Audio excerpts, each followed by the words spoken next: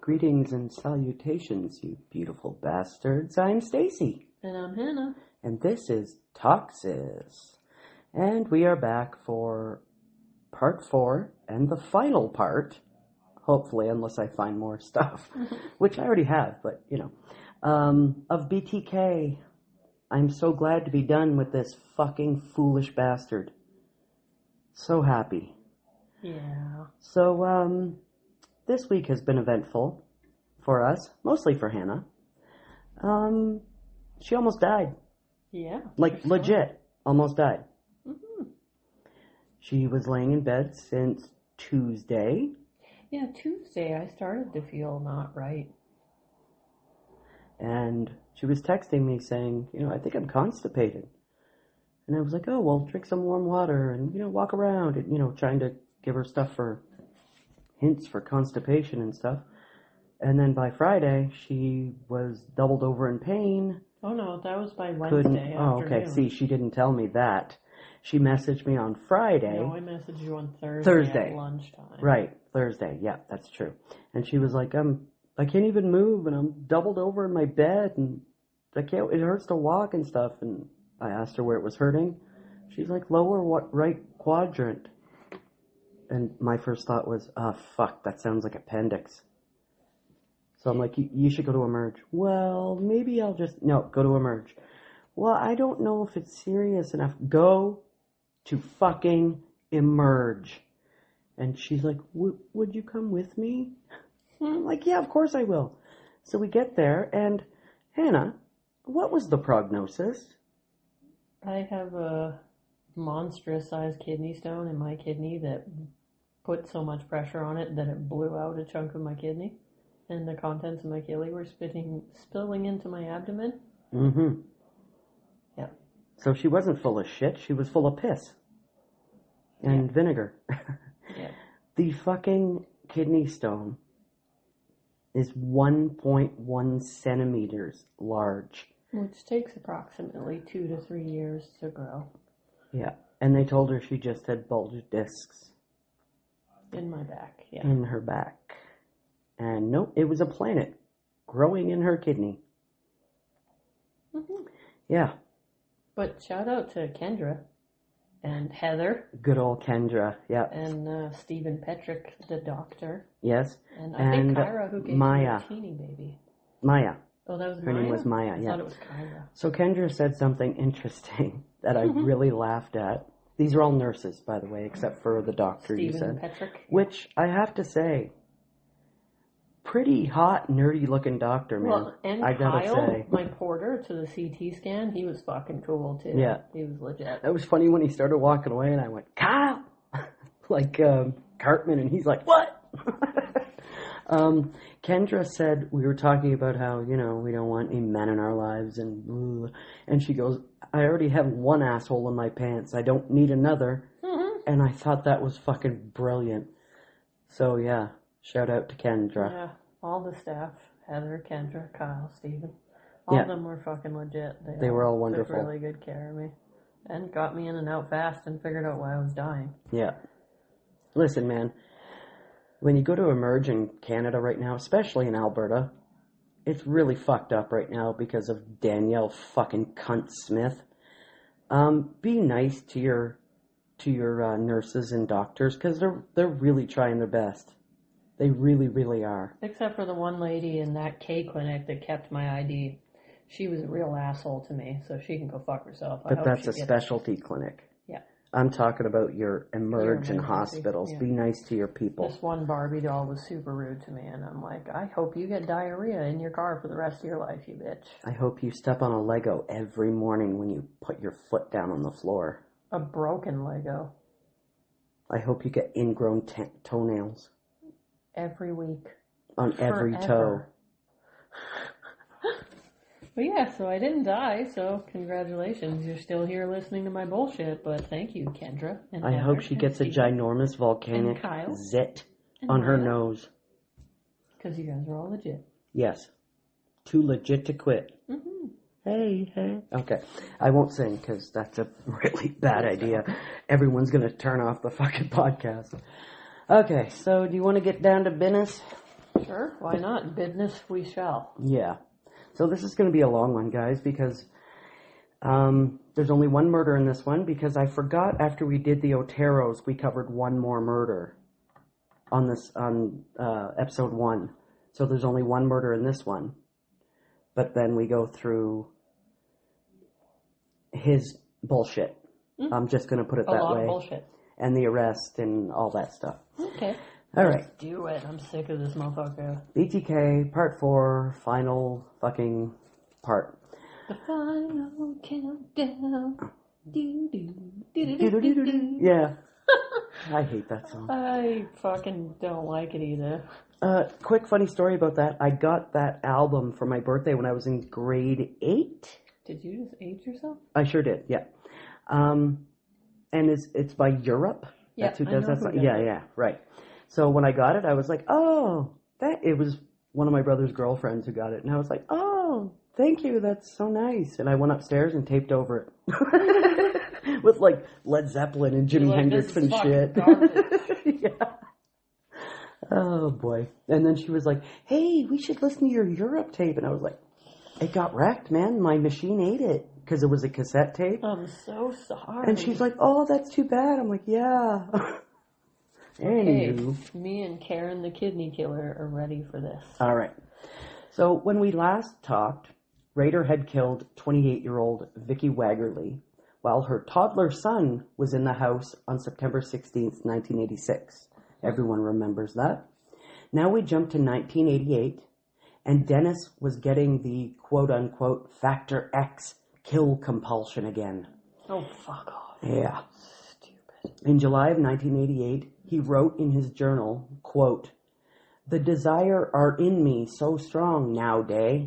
What? I have no ideal what keep them in check. Could it be my strong moral as a husband, father, trusted friend, or the I don't want to be caught side of me? Okay, you first start talking like a fucking retarded Neanderthal and then start writing normal? Yeah.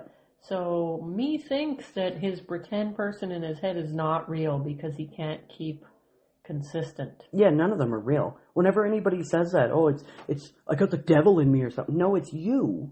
You're just fucked up, dude. What about possession, though?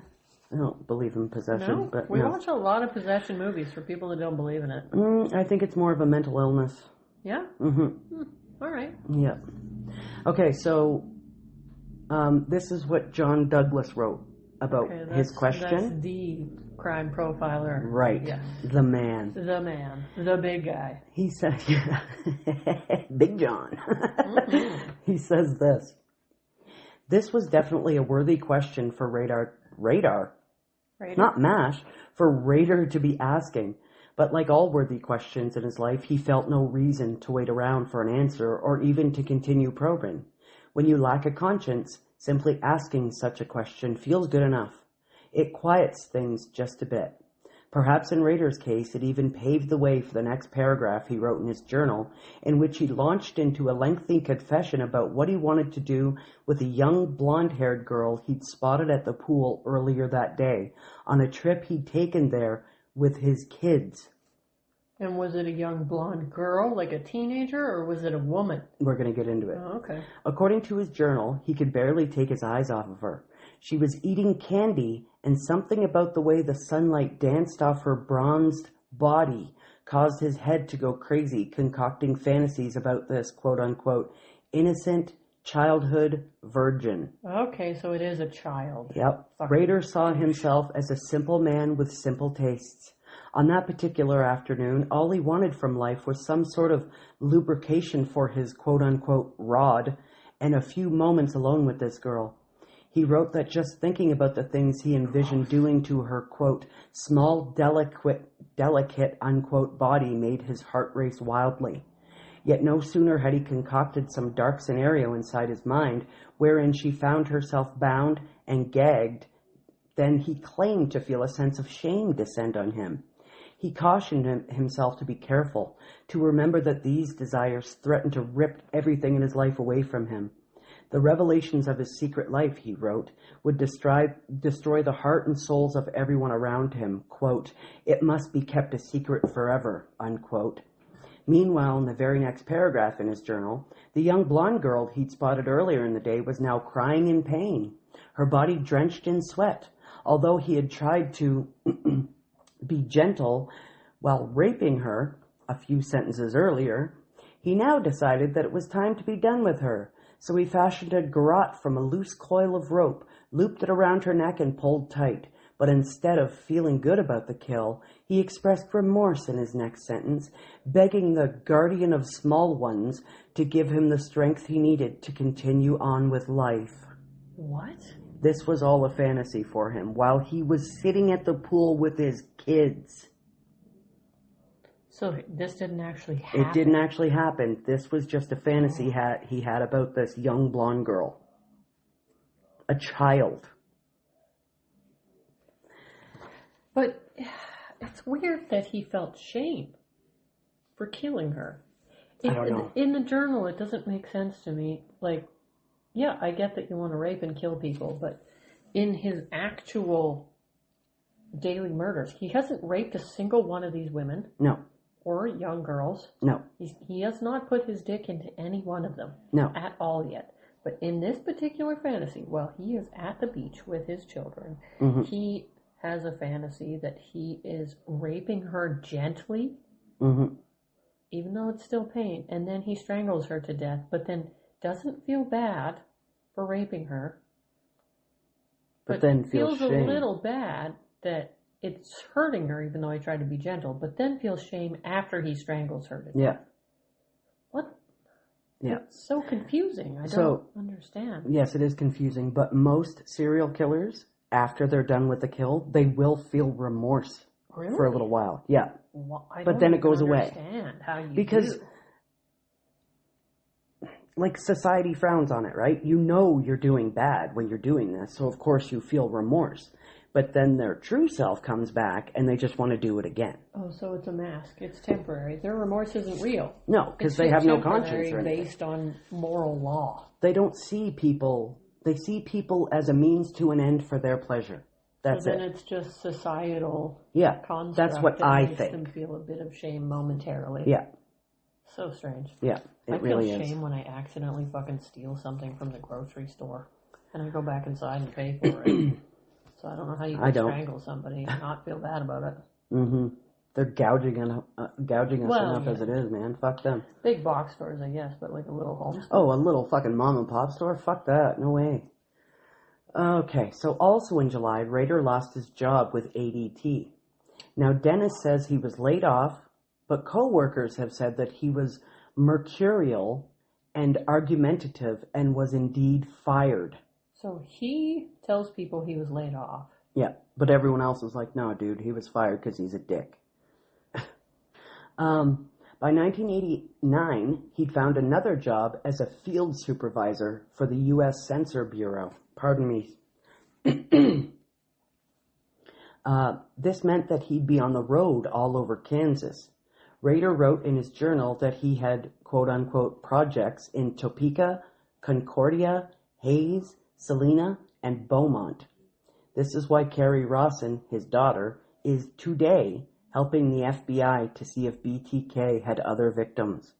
They're pouring through his journals again to see if there was anything else. And she's helping. You think they would have found it by now? But she can be like, okay, he wasn't home on this date, like for unsolved murders and stuff. Yeah, but how is she going to remember that far back? Honestly. I don't know. Maybe she kept a diary or something.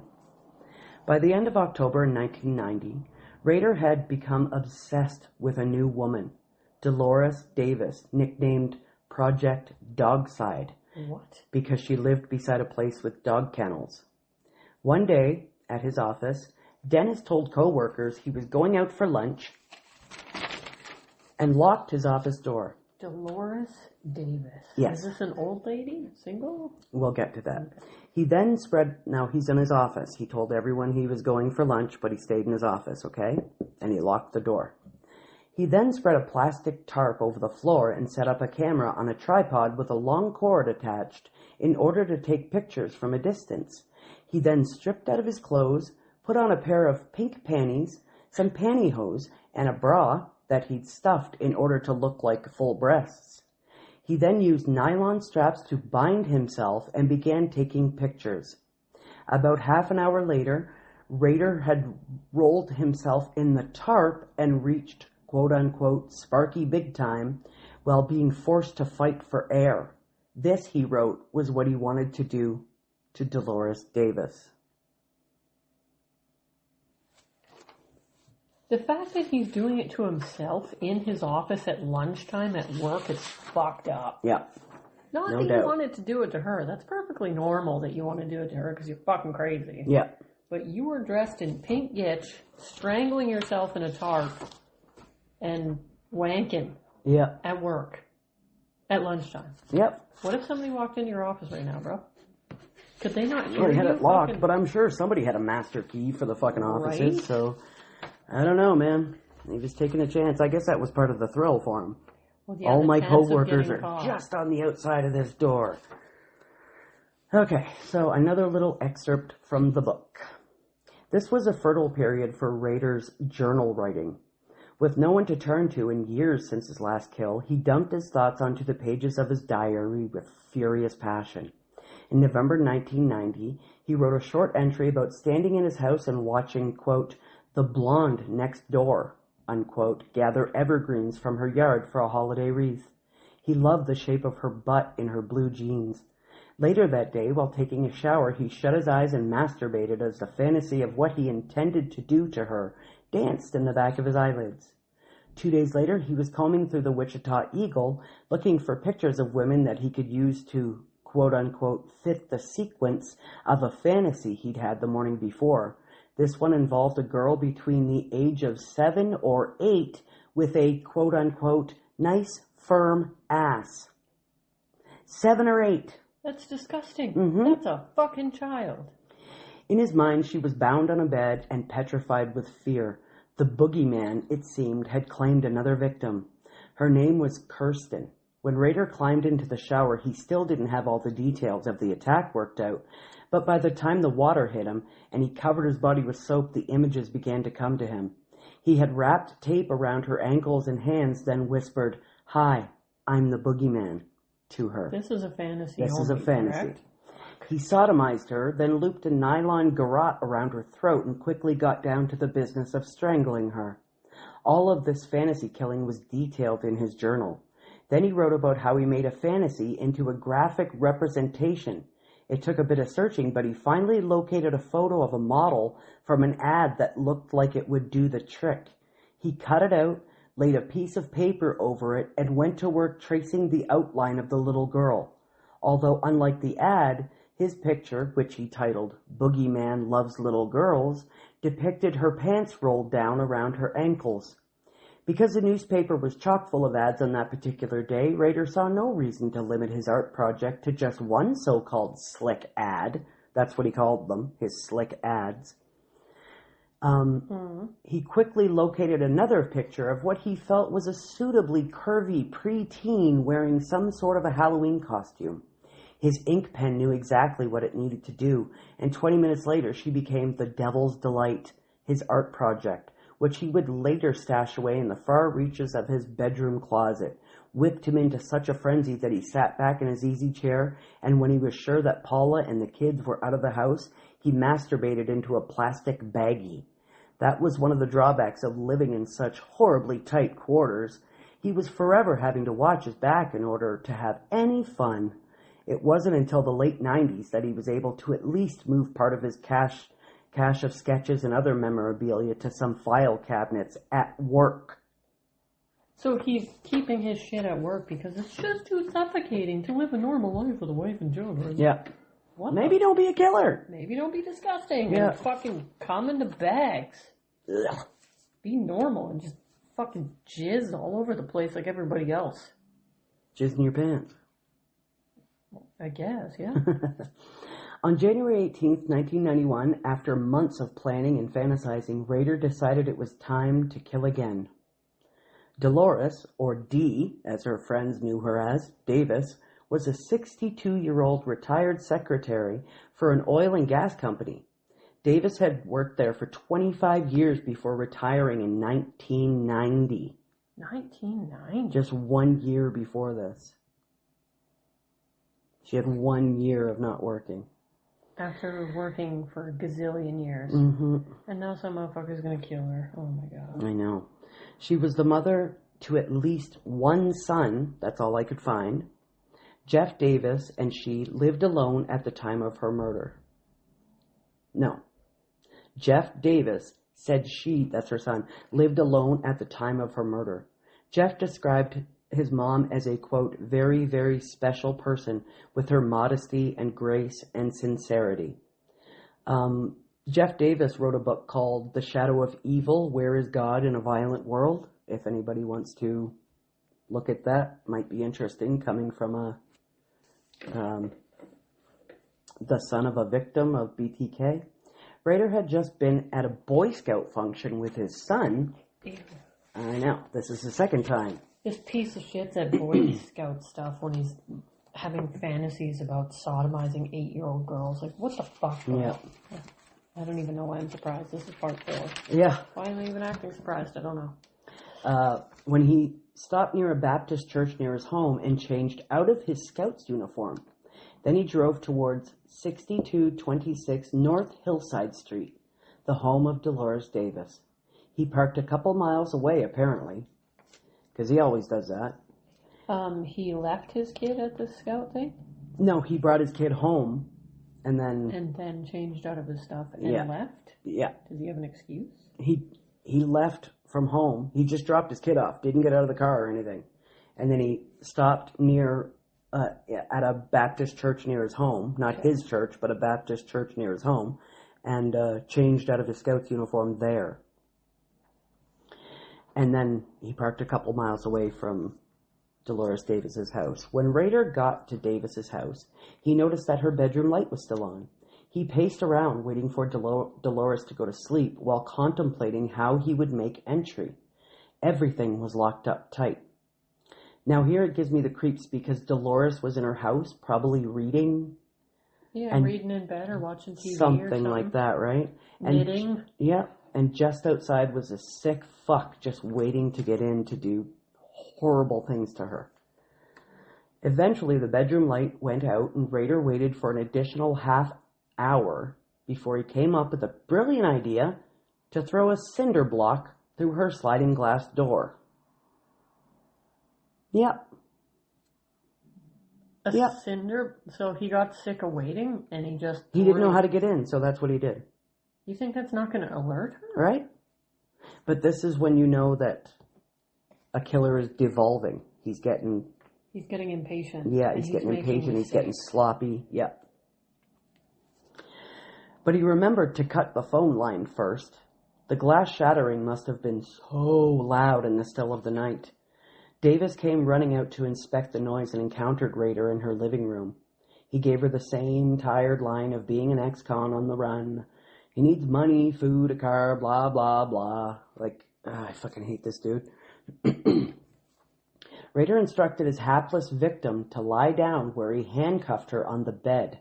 He left her lying on her stomach, grabbed a pillowcase, and went to the kitchen where he noisily stuffed canned goods into the pillow to make her think that that's actually what he was there for. Because remember, he really, really likes putting his victims at peace before he does It's fucking weird. the ultimate shit. This, Rader wrote in his journal, seemed to calm Dolores down. He went back in the bedroom and took the cuffs off, then tied her hands with rope. He apologized for breaking into her house. Then the asshole opened a dresser and pulled out a pair of pantyhose. Dolores saw this and must have showed some sort of panic, so Rader asked if she was comfortable, and he just needed the pantyhose to tie her better. Again, trying to make her comfortable. Then he quickly looped the hose around her neck. Dolores then said, quote, "Please, I have children," unquote. Rader completely disregarded this plea, even though he too had 2 children sleeping at home. He tightened the pantyhose. This fuckstick later wrote that it took Dolores Davis only 2 to 3 minutes to die, and that he could live off the memory of her death for years. I know, Hannah's just like her fucking eyes twitching, I swear. What the fuck? I know. I'm trying to think of something more intelligent to say. Yeah, it's hard to process. I get it. Rader then wrapped Davis in a blanket and put her lifeless body into her own car trunk. He also took some lingerie, jewelry, and a camera before he left in Dolores' car. He drove to a highway a few miles outside of Park City, where he lived, and rolled her body into a culvert. Then he stashed his souvenirs and his quote-unquote hit kit, which he'd return for later, and drove back to Davis's house so he could switch cars. Then he returned to the body, put her in his trunk, and drove to a very remote bridge amidst farmland and left her body under the bridge. The very next night, Rader went back to Davis's body and took pictures of her body. He noticed that wildlife had already been at the body, meaning there was chew marks on her and, that kind of nasty stuff. Rader then put the lady mask on over her face. The lady mask that he wears when he's taking pictures of himself? We talked about that in another episode. Remember the lady mask? Yeah. Yeah. So he put that on Dolores. Oh, instead of himself this time? The next night. Okay. He went back to the body the next night. Yeah.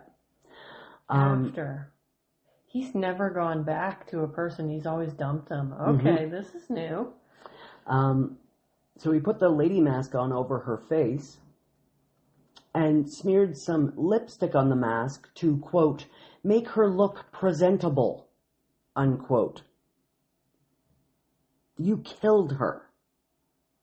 She's not going to look presentable, dude. Come on. And the fact that you think that you get to decide to make her look more presentable after you fucking killed her. Yeah. After you broke into her house and tried to set her at ease by pretending you're stealing her canned goods. Like, what? Fucking dick. Fucking idiot. Then he took a bunch of pictures before it got too cold for him. Then he went home. About 2 weeks later, Dolores' remains were found by a 15-year-old boy who was chasing his dog. I always wonder what these people go through who find bodies like this. Well, and this is especially a kid a 15-year-old child. Yeah. So this is somebody younger than Zan who's finding a dead woman. Yeah. And how many days later is this? And what kind of 2 weeks later. 2 weeks. So, and it's wintertime. It's cold, so she's not too decomposed, but you know that animals have been at the body. No, but I bet if it was summertime, it would be there way wouldn't be worse. much left of her. There was an article about the murder in the Wichita Eagle the next day, and of course, Rader clipped it and kept it. Because he fucking loves himself. Ugh, what a loser. By the late 1990s, Rader was getting bored. Both of his children were out of the house now, so there were really no family constraints anymore. Perhaps it was age slowing him up. There were many projects, though, such as Project Nails, a white female, Project Two Black females, Project Mex, a Mexican family, Project Twin Peaks, an elderly couple. He attempted this one and almost got caught. There was also a project involving a larger lady, about 160 pounds, he wrote, that got very involved. It included strangling or suffocating her, posing her near the front door using a noose and a pulley system. This is what he was thinking of doing, a noose and a pulley system in order to pose her. Then setting the place on fire using kerosene and a fuse-rigged candle. He would have fucked this up. I mean, it's Dennis Rader. He couldn't even remember the fucking knife. Right? How are you going to make a pulley system with a fuse-rigged What? Yeah. Like, fuck off. You're an idiot. Yeah. On Wednesday, March 17th, 2004, the first communication from BTK. Not coincidentally, this was also the 27th anniversary of Shirley Vian's murder. The white envelope had the name Bill Thomas Kilman, BTK. And the return address was 1684 South Old Manor, which was completely non-existent in Wichita. The letter was sent to the Wichita Eagle, of course. No way. You don't say. Yeah. Inside was a plain white piece of paper with photocopied pictures of a woman that looked unconscious laying on a carpeted floor and a photocopy of Vicky Waggerly's driver's license. Her murder was obviously unsolved at the time. BTK was written at the bottom of the page with the B made to look like breasts. No, what a fucking loser. What are you, 12? Look what I wrote there. Loser. Well, the thought is unanimous, I guess. Yes, is yes. he still alive? Yes. I hope he hears this and realizes he's a fucking loser. I don't know if they're Shout allowed out, to listen to motherfucker. podcasts, You're an but idiot. yeah, but if you do listen to this, Please kill yourself. you are a fucking loser, dude. Like, ugh. Sparky McBig time. Yeah. John Douglas says in the book that when he heard about this communication from seemingly BTK, he was sure that the cops would have the serial killer soon. The one thing that puzzled Douglas was how this maniac managed to stop killing and why he decided to resurface now. Douglas came to the conclusion that perhaps the killer was about 60 years old now and probably bored. So John Douglas was partly right. Boredom was a motive. However, the Wichita Eagle had done a huge piece on BTK a few months before, and Rader found out that a lawyer named Robert Beatty was writing a book about BTK, and this pissed him off. So, at the top of the page, he'd sent the paper. Rader had cut a cipher that no one seemed to be able to crack. Later, after his arrest, Rader said it was a secret code the Germans used in World War II, and it said, quote, "Let Beatty know for his book," unquote. Dennis Rader is just such a fucking attention whore. Is that the Rose Code? The Rose Code? Yeah. That was one of the ciphers that they used in World War I or World War II that women were cracking. Oh, maybe so. I read a book on it. Maybe so. Let me check. Okay, do check. Do check. So yeah, it's actually, the book that I read is called The Rose Code. Right. It's a fictional story, but it's based on a real story. Right. So there's three characters. There's like Beth, Mab, and Ozla. But Beth and Mab aren't real. They're just fictional elements. Ozla is actually the real person that it was based around, but there was like 3 or 4 other key women named Genevieve, Anne, and Elizabeth Friedman, I think. Okay. And they were known as the Code Girls. Oh, nice. In World War II, and it was in, I think, Bletchley Park, where they worked tirelessly on all these ciphers and Japanese codes and German codes and breaking them all. Oh, I love it. Yeah. The Japanese one they broke was called the Purple Code. Okay. Supposedly. But yeah, these are U.S. code girls, and they just operated these code breaking machines. That's fucking awesome. During and after World War II. I love that. The Rose Code is a good book. Fuck it's yeah, women. Based on a true story, but there's a lot of fiction to it. It's funny they got credit for it. It's funny some fucking man didn't take credit for that. Well, I mean, when it's all women doing it, you can't really hide that and make up shit. So yeah, shout out to the Code Girls. Yeah, fucking A. Even though they're probably all long dead. But still, look them up, people. Mm-hmm. So on Tuesday, March 23rd, 2004, this is from the book, quote, "The Wichita Police Department recently received information on the..." Oh, this is a press conference, by the way. Recently received information on the Vicky Waggerly homicide that occurred on September 16th, 1986, in the 2400 block of West 13th Street. Mrs. Waggerly was discovered in her home shortly before noon on that day by her husband. Her murder remains unsolved. So her husband was a suspect for a long time. But obviously it wasn't him. funny that you say. I'm surprised that when men didn't try to take credit. Mm-hmm. There was a fourth girl, Julia Parsons, who worked on the four-rotor Enigma machines. Those Yes. are the big-time code machines. Yeah, I know that one, yeah. It says the women were sworn to silence and often working in subordinate positions while men took the credit, only receiving recognition decades later. There you go. So they did try.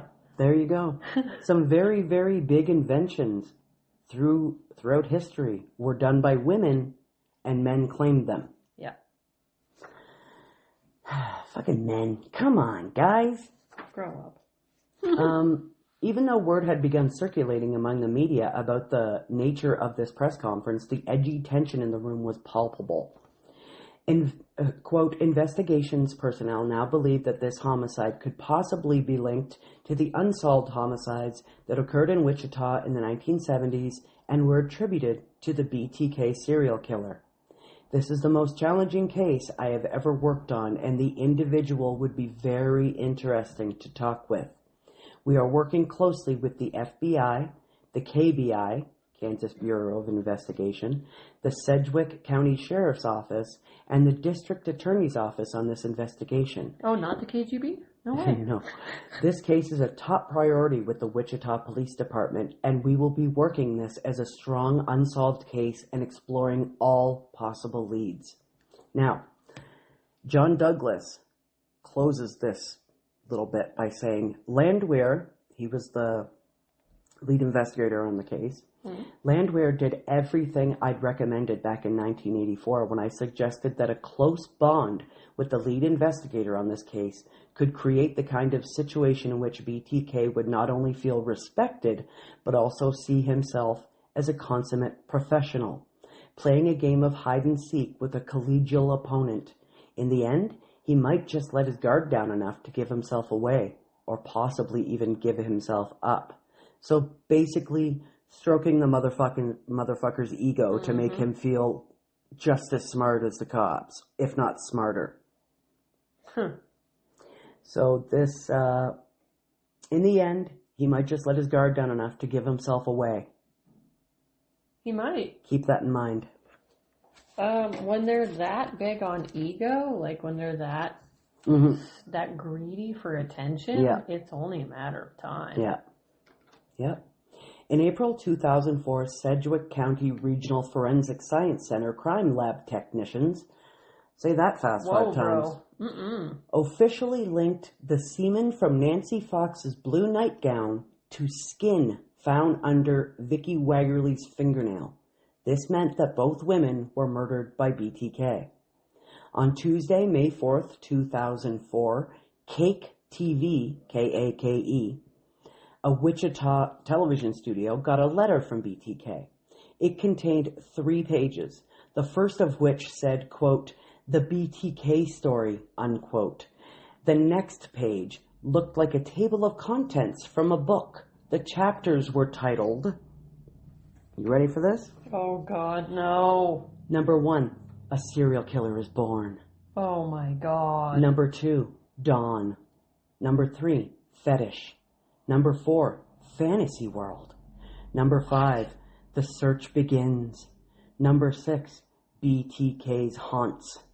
Number 7, PJs, for projects. I'm trying to write these and I'm only at 2, bro. Well, you can copy them here later if you want. Okay. Number 8, MO, ID, and ruse. Oh, what a dink. Number 9, hits. Number 10, treasured memories. Number 11, final curtain call. Number 12, dusk. Oh, that was, I whistled and that hurt me. Oh. Number 13. My brain just screamed. Number 13, will there be more? Are these what he's suggesting Robert Beatty make the chapters in his book? This is the book he wants to write. Oh. About himself, and these are what the chapters will be called. What a fag. Because again, we cannot stress this enough. This guy is a fucking loser. He's obsessed with himself. Yeah, he's the only one.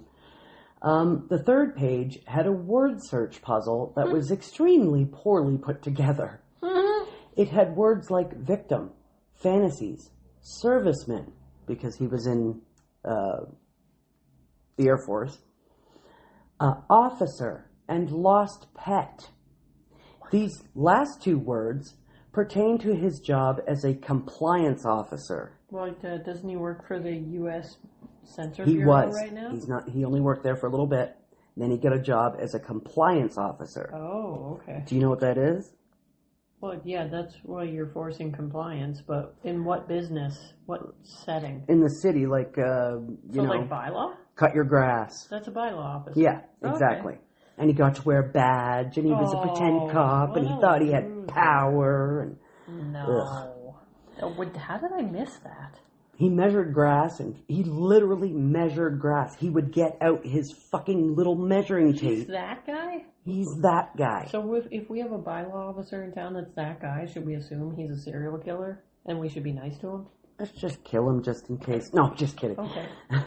He measured grass and found animals and made people comply to bylaws. Rader saw this as a position of great power. It wasn't really. There were also photocopies of 2 ID badges, one from a local phone company. Remember? He used that to get into Vicky's house. Mm-hmm.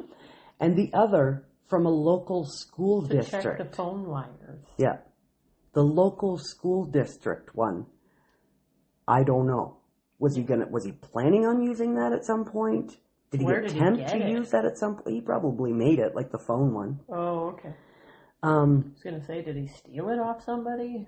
About a month later, a Ziploc bag was found taped to a stop sign near an on-ramp to Interstate 135. This guy's such an idiot. There was a brown envelope inside with BTK fieldgram. Fieldgram? What's a fieldgram? No, I'm asking a serious question. I know, but I just can't with this guy.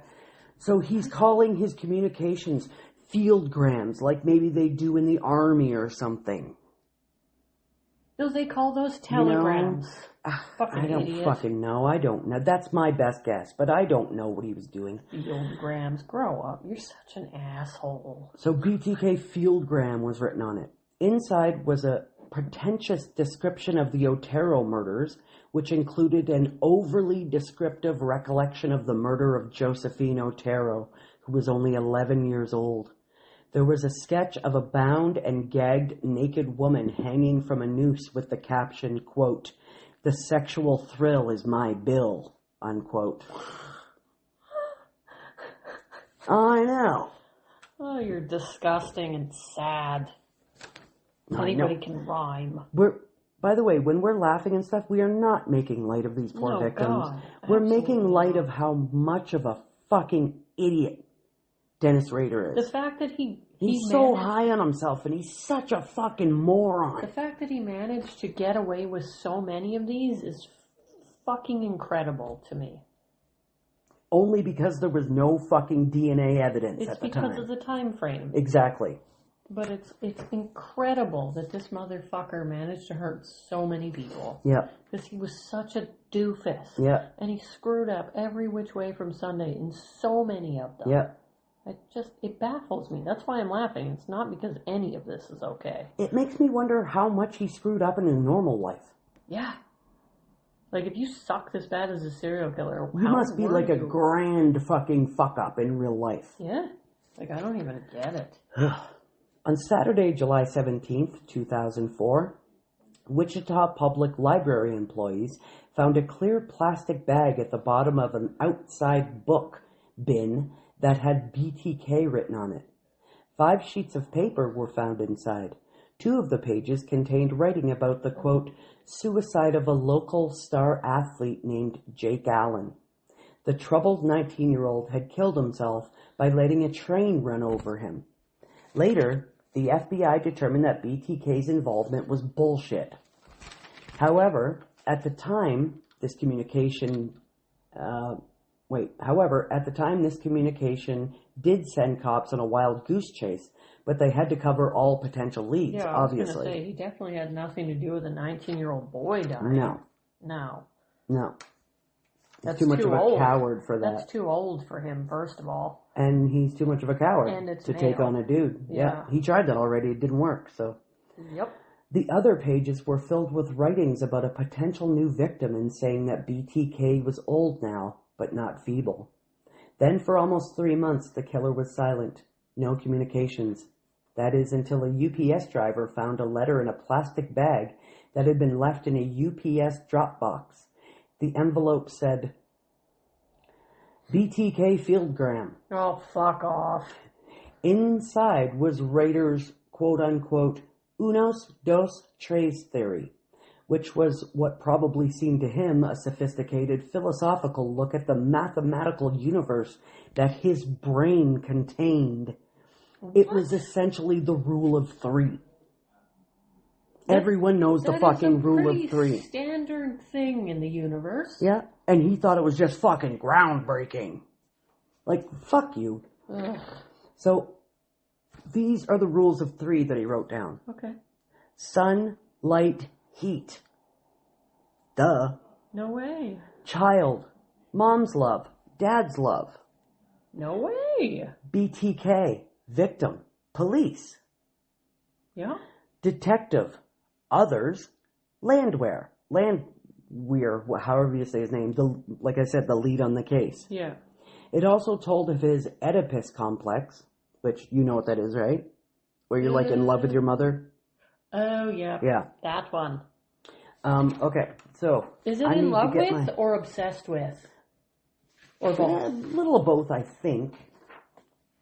Let me just double check that while you're grabbing your shizens. So, he wrote, Childhood reflections, 1 to 8 years old. Only memories float around in the mind but never seem to disappear, but you almost see them. Possible sexual overtures or early childhood problems that develop into sexual variant later on in life. Mother slept beside me at times. The smells, the feel of underclothes, and she let me rub her hair. 10 to 11 years old. If you masturbate, God will come and kill you. Mom words after she found seminal yellow stain in her underwear one day. And used the man's belt to whip me. Funny, it hurt, but Sparky liked it. Oh, God. Mother finally quit and said, oh my God, what have I done? She kissed me. I was close to her, tears and moisture upon her and my cheeks. I could feel her heart beating and smell those wonderful motherly aromas. What the fuck, bro? I know, he's a sick fuck. Okay, so Oedipus complex, it says, is describing a child's subconscious desire for the opposite sex parents and jealousy or hostility towards the same sex parent occurring during the phallic stage of psychosexual development. So that's from ages 3 to 5. So it's crucial for developing personality, and failure to resolve it leads to potential neuroses. So it's also hatred. It's also hatred for the dad, not just obsession with the mom. I didn't see anywhere that he hated his dad, but he may have and just never said anything about it. That was a teacup, people. It's all good. Yeah, I just can't set my shit down right. I'm a little crooked, though, because I'm half, lopsided with this whole kidney thing. Yeah. My apologies. Well, you're missing a chunk. Yes. Then on Tuesday, January 25th, 2005, Cake TV received a postcard. The return address was the Otero house, and the sender's name was S. Killett. I know, he's so...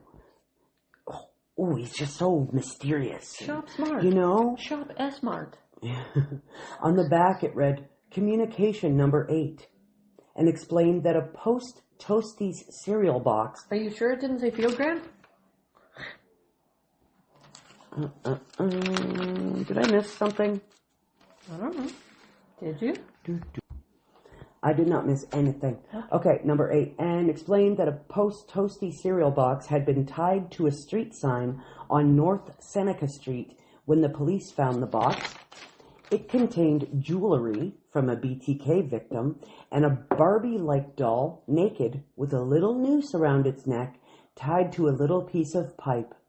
This was obviously meant to represent Josie Otero. Yep. Josie. I thought her name was Josephine. Josephine, but okay. Josie for short, yeah. That's disgusting. I'm sorry. This led detectives to believe, because of where the box was found, that the as yet unsolved murders of Maureen Hedge and Dolores Davis might be the work of BTK. They definitely are. Mm-hmm. We just haven't connected them yet. Exactly. Also on this postcard was a question. Did police find communication number 7 at Home Depot on January 8th, 2005? Oh my god. So this is 2005? Mm-hmm. I thought you said 1995. This cunt is still messing with people in 2005? Yipper. This is ignorant. So cops rushed to the store and searched inside and out. Nothing. They found nothing. But upon watching a surveillance tape, they saw an SUV pull in beside a pickup truck and drop something in the back of that truck. It was dark, so police couldn't make out exactly what type of SUV it was, and there was no way to see the man's face. But some hard-nosed detectives calculated the measurements of the SUV, and it was determined to be a Jeep Grand Cherokee. No fucking way. And there were only 2,500 of those in the Wichita area. That's not hard to break down. That's fucking good police work right there. Fuck yeah. However, what was the package in the back of the truck? A note of inquiry at the back of the store for employees answered that question. The roommate of an employee had found a Special K box and threw it in the trash. Luckily, he was able to retrieve it as the garbage had not been collected yet. So it's a Special K cereal box. Yeah. I fucking love Special K. So he put it in Post Toasties and then Special K. You get it? Serial killer. Oh, for the love of Jesus. I know. No, that didn't cross my mind. You're pathetic. No, because you're firing on all cylinders. That's why. Fucking asshole. In the cereal box was 2 pages explaining that the killer's quote-unquote lair, because, you know, he's a Batman villain, was booby-trapped with explosives. There was also a long list of PJs or projects, in other words, more BTK bullshit. But the ultimate hooray for detectives was the writing at the bottom of the 2nd page. Ooh. It said, quote, "Look, be honest with me. If I send you a disc, will it be traceable? Just put the answer in the newspaper under miscellaneous section 494, quote, Rex. It will be okay." That's what he wants them to write. "Run it for a few days in case I'm out of town, etc. I will try a floppy disk for a test run sometime in the near future, February or March." This was the beginning of the end for old BTK. Fucking idiot. So, Detective Landwehr did as requested and ran the ad. In February 2005, Raider... he's so desperate for attention, he's catching himself. Yep. And he's too dumb to really know anything about computers. How do you not realize what you're doing? He's an idiot. I know, but we don't think like them, so it fucking boggles my mind. I don't know. In February, maybe he was old at this point, remember? So maybe he was getting tired of running around and fucking taping stuff to stop signs and under fucking book bins and shit. Maybe he's just a corpse. In February 2005, Rader met with the pastor of Christ Lutheran Church, his church, and went over the agenda as Rader had just been appointed the congregation president. Great. You're the president of your church while you're killing women and children. They decided they needed it printed out, so they used the church computer and put the agenda, copied the agenda onto a floppy disk, which they then printed out and everything. Then Rader took the disk home and erased it. Erased it, quote unquote. He then typed out his next BTK communication and saved it on the disk. You realize when you erase something, there's still fragments of the erase code that can be put back together, right? Burr. So they're going to be led to that church, and then eventually going to be led to you. On Wednesday, February 16th, 2005, Cake TV again got a padded envelope from BTK. Inside, police found index cards, a locket on a gold chain, presumably from one of his victims, and a purple floppy disk. The disk was given to Detective Randy Stone. He was like the lead computer crimes guy. Mm-hmm. The communication said, quote, "This is a test. See 3x5 card for details on communication with me in the newspaper. Any communications will have a number assigned from now on. Encase, E-N-C-A-S-E, in case one is lost or not found." Now, the word "encase" startled the detectives because at the time, that was the name of a software that would delete anything and everything from a disk. Okay? Or so people thought. Yeah. They thought they'd been set up. Nevertheless, Stone dug deeper and came across a file that was from Christ Lutheran Church with the name Dennis at the top. Stone then searched up the church on a computer and came across the name Dennis Rader. So police and detectives went to Park City to find out everything they could about this guy. But Landwehr wondered, could it really be this easy? See, if he would have just bought blank floppies himself and not used one from the church, the cheap cunt, he probably wouldn't have been caught. But here we go. Yep. It is this easy because he's a dumbass. Yeah. You wouldn't think it would be this easy, though, after everything that you 3 fucking decades of this, you know? Police found out where he lived, about his family, his job, and they began to tail Rader. That sounded like one word. They began to tail Rader and kept a cop near his house at all fucking times. Good. However, they needed something concrete to tie Rader to the BTK murders. They needed DNA. But how to get it without possibly tipping Rader off? Detective Landwehr... Throw a coffee cup away in the garbage and take it? Detective Landwehr thought they should get a DNA sample from a close family member. Carrie, Rader's daughter, went to Kansas University, and all the students used the on-campus clinic. Detectives obtained a court order for her medical records, and they began poring over these. They found a microscope slide containing cells scraped from Carrie during a pap smear. The lab got the slide on Wednesday morning, and by Thursday at 7:30 p.m., they had the results. Carrie was definitely the daughter of BTK. Then, on Friday, February 25th, 2005, Dennis Rader left work at exactly 12:15 p.m. for lunch, and about a minute later, as he turned the corner, the cops stopped him. Rader jumped out of his car, and Ray London, a Kansas Bureau of Investigation special agent, who apparently was a huge fucking dude, took Rader to the ground and cuffed him. While putting him in the back seat of a patrol car, Rader said, quote, "Tell my wife I won't be home for lunch. I assume you know where I live." I know. So you're just giving in just like that and acting like it was you? You're not even going to try to pretend it wasn't you, even though they got DNA? Well, come on, we'll at least try, you douche-nug. He also, in the back of the car, he's sitting beside Landwehr. Okay? The lead investigator. Yes. And he's like, it's a nice day today, isn't it?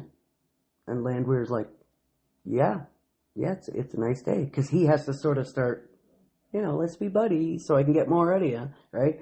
He's like, yeah, I'd be golfing today if I wasn't working. Do you golf, Dennis?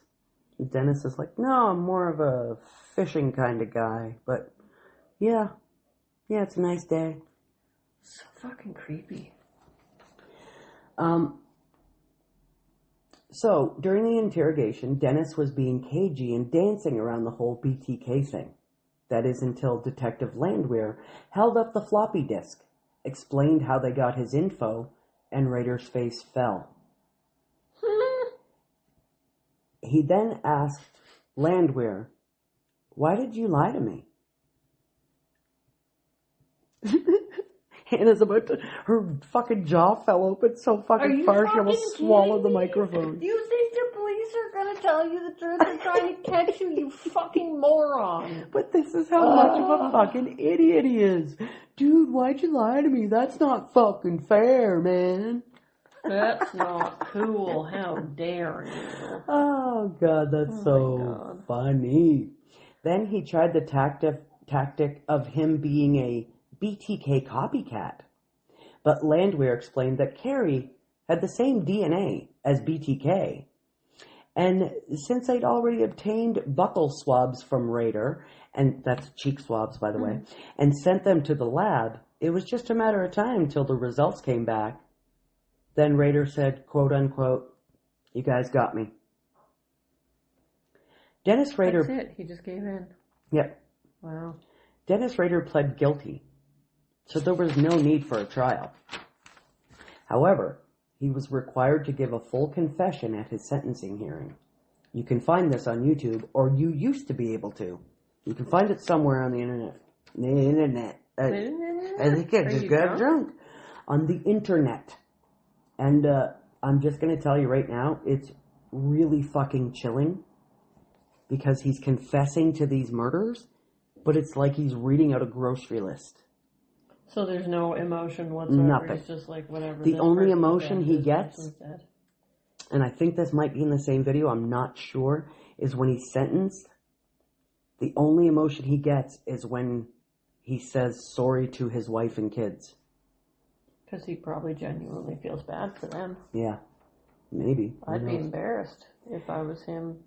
I wrote that here too. He apologized to the families of the victims and gave a somewhat teary apology to his wife and kids. Dennis Rader... Oh, I forgot to read this. God damn it. See, I got too many papers.